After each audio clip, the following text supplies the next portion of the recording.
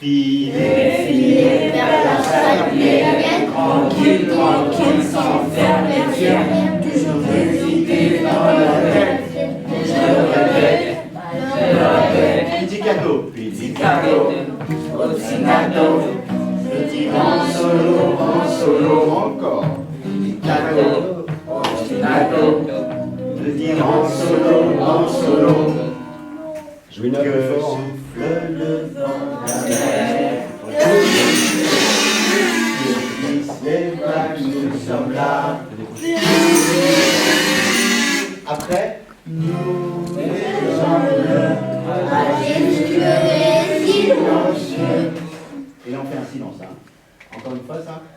Nous les hommes majestueux et silencieux.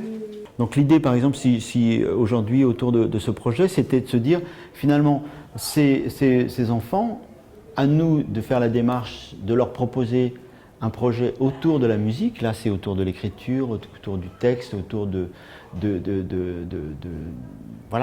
musique d'aujourd'hui, je dirais. Et en même temps, en parallèle, un travail avec l'Orchestre de Paris, donc un grand orchestre sur le plan français et international de musique symphonique, que ces enfants puissent rencontrer des musiciens en vrai, qui viennent jouer avec eux et pour eux des pièces du répertoire classique. Donc c'est deux univers qui sont a priori très lointains, qui sont les adolescents et la musique, une situation très connue, avec leur musique, justement, leur univers à eux, et puis la musique classique dite sérieuse qui ne concerne pas les adolescents. Donc c'était intéressant cette espèce de paradoxe de le mettre en action. Il y a un autre temps où les enfants, le groupe va à Pleyel écouter de la musique, concert pédagogique, donc ça c'est intéressant, on sort du centre et on retrouve des œuvres qu'on a écoutées ici avant, et des œuvres qui sont des œuvres du répertoire, Brahms, Tchaïkovski, Bartók, vraiment des pièces symphoniques, des pièces pour instruments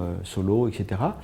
Et puis il y a un autre aspect qui nous semble aussi intéressant, c'est le fait que les enfants invitent leurs parents au concert.